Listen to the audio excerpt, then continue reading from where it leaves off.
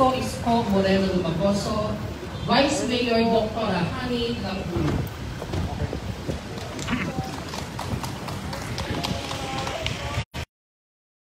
The ribbon cutting. We have Dr. Apolline, our San Andres Quarantine Facility Manager. Kabilang dito natin Dr. Arnold Pangan, our City Health Officer. Dr. Erwin De La Rosa, our Overall Quarantine Facility Coordinator. Dr. David Pinto, our District Health Officer.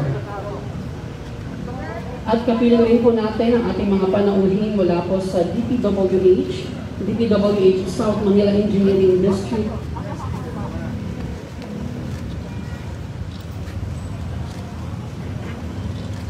Okay, 1, 2, 3.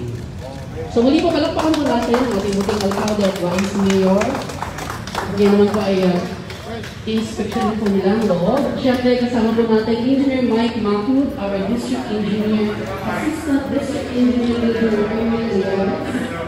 Chief of Construction Section, Engineer Mercolito, Vice, ano na po kayo?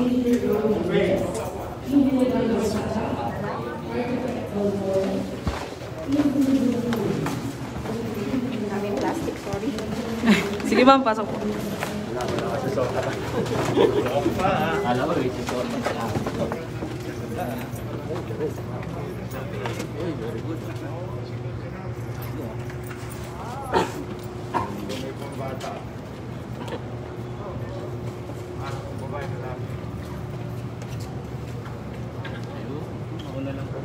sarap na mag-basketball. Yung dati mas pang-ano to. Mas maganda-ganda, no? Pati kama. Ang galing ang DP. Galing siya ngayon. Kaya saka ano, ang ganda ng ano. Kumana yung aircon ng aircon. Talagang linis lang eh. Pag nilinis mo talaga, ay, laki na ng ano. Lakas. Lakas na lang. Hindi pa bago yun eh. Hindi, yung ganyan ka lang yun. Sinusundot ko. Malamig na dito. Pwede na, Pat. Yan na naman kayo. Pat, ikaw ko lang eh.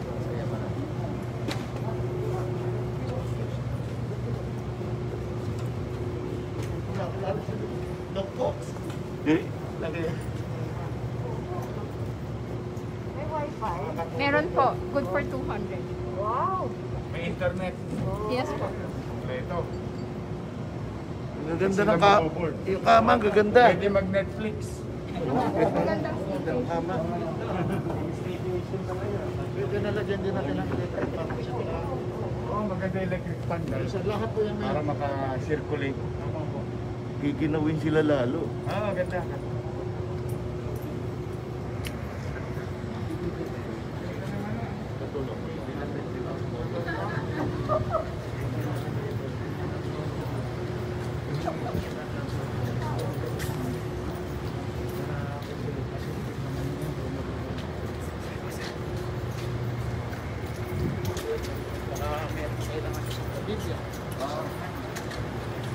Dito na si Makam. Pwede namin magamit sa ano eh, yung ano namin, yung bukas sa Patayo. Bukas sa Patayo. Yes sir, doon tayo sa Pelian po. Baka mag-timing na tayo kasi although ahead pa tayo sa terms of capacity. At least, kaya alam yun kung ano mangyayari sa December, January, para hindi tayo magbulaga. Kawalan tayo ng mga mababa, kaya lang, mahirap kasi mag-second wave. Mas maganda to ganito. Hindi nagagamit. Pag hindi nagagamit, good news. Pero at least, panatag yung mga taga-Maynila. Meron silang paglalala. Tsaka lahat ito ngayon, ganyan yung ganito na po nilalagay mo sa mga hospital na nakalagay Sa mga clinic. Kasi nakakita pa kayo. Siguro talaga. Kasi sa pa tayo. Mas maganda yung control environment. Sorry nga daw.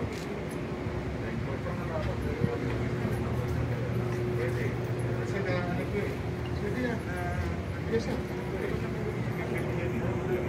iba't yung issue center, hindi na lang sila nakahiga. Kasi di ba, bibili na tayo ng tent. Sa loob ng tent, i-disinfect na lang. Ang dami na din, halos na parang yung solid. Meron na sa kapitas ito sa ex. Kailangan mo pang ganda.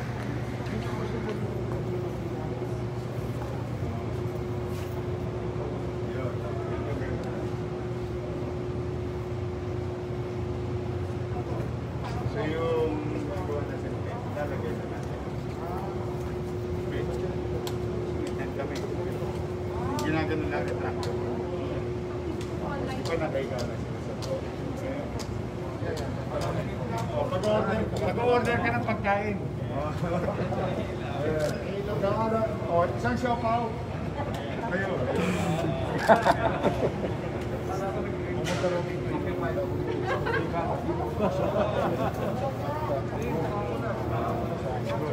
Wala po kami narinig kay Dr. Alcaraz kahapon po dito. Alam na po ni Dr. Pangan. Tapos ngayon, ito po yung WHO, World Health Organization. kahapon po. DOH. Mas mabilis pa ang credit ko. Sinigyan na kahapon. That's good. So, mas gusto nila ngayon yung innovation. Magaling talaga si Mac. Thank you, thank you. Thank you kay ano ha? Kay Secretary Villar. Yeah, dito na lang tayo. Try na.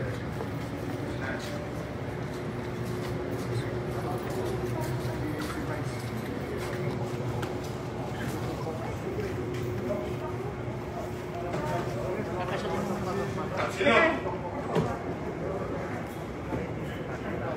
Pwede ka na lang. Pwede ka na order ng ano, pakaplo. Pandesal kape. 24/7 open. Wala, ganda. Malikas maaliwan. Dalawa. Pwede na mapakaplo.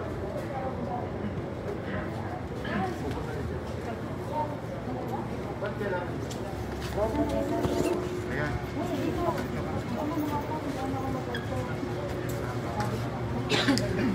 Okay.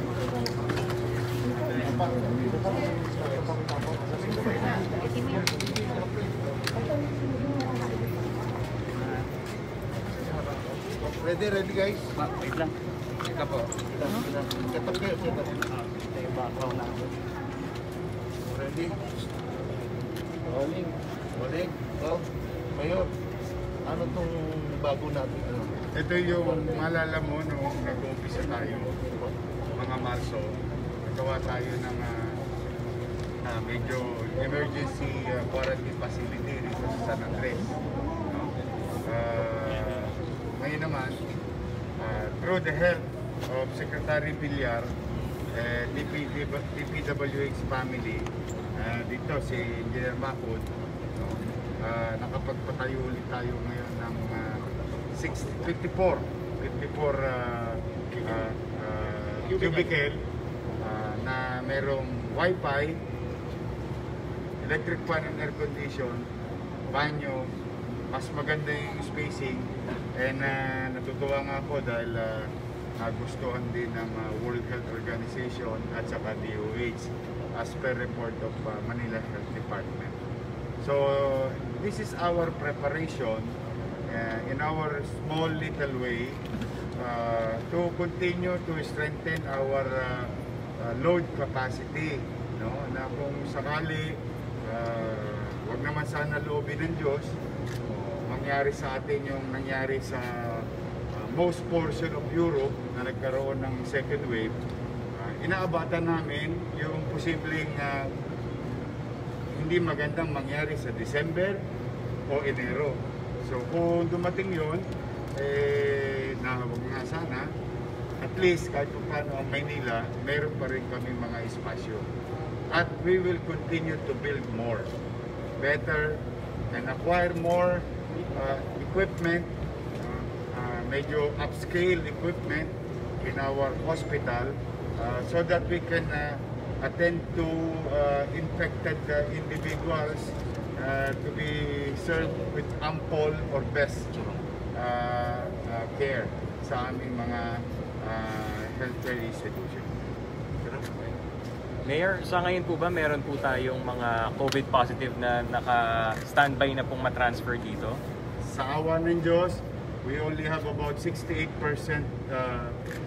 occupancy rate with our quarantine facility and 33% capacity occupancy rate sa amin namang mga COVID-19 bedroom in our 6 hospital.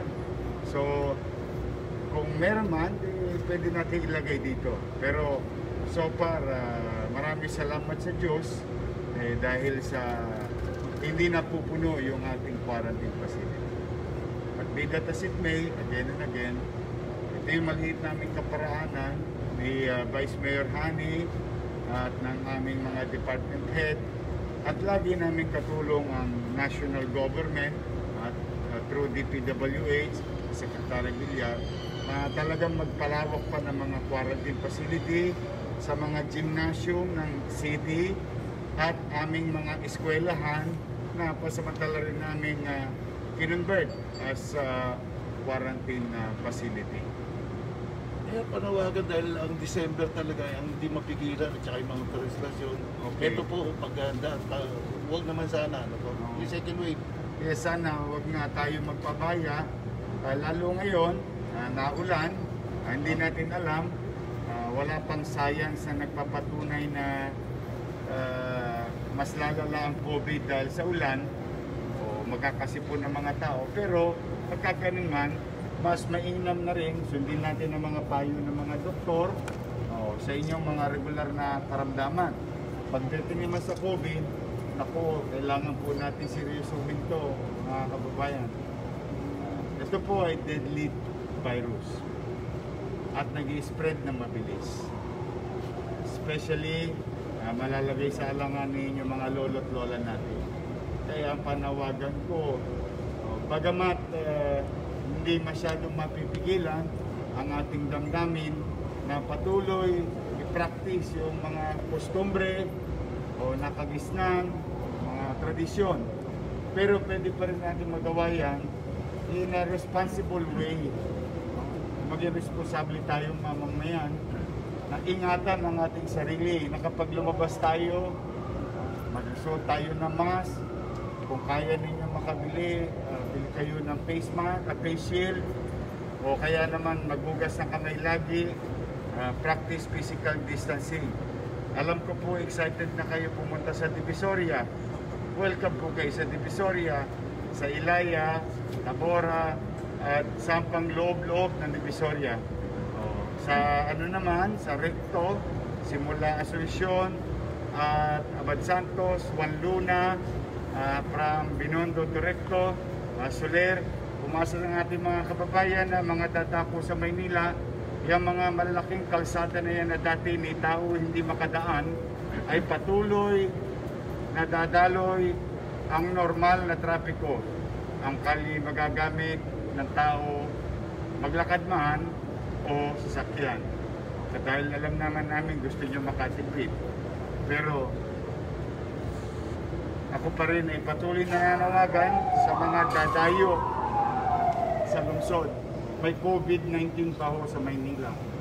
Meron pa ho kami mga active cases sa Maynila. Kaya kailangan ninyong mag-ingat. Kung kami nananawagan sa mga batang Maynila, nananawagan din kami sa mga dadako sa Maynila. Konting ingat lang po. May awa ang Diyos pag nagkaisa naman tayo. One way or another, mapagtatagumpayan natin ito together, laban dyan sa coronavirus. Kaugnay ng Divisoria at saka mga commercial place na yung major roads, patuloy ang zero Yes, vendor. as I promise you, non-negotiable. All those things na na-clear natin since first week of July 2019. Today is already October of 2020 ay mananatiling bukas at mananatiling dapat pakinabangan ng taong bayan ng Pangkalahatan. Patuloy natin ibabalik ang mga kalsada sa taong bayan because they deserve it. Thank you. Ingat kayo.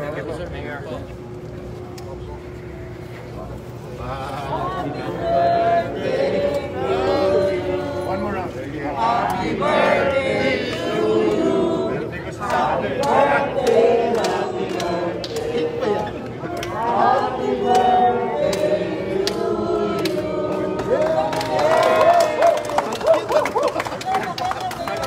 Pagka-pinlo ko, hindi nyo na makakain. Walang-wala.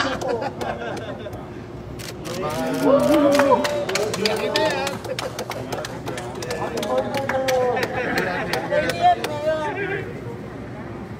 Thank you. Thank you sa inyo. Thank you, boss. See you tomorrow. Picture kaya rin. Parehas pa lang birthday. Mayor, excuse me po. Ka-birthday po pala tayo. Pwede tayo pa-picture. Parehas pa lang birthday. October 20 pa.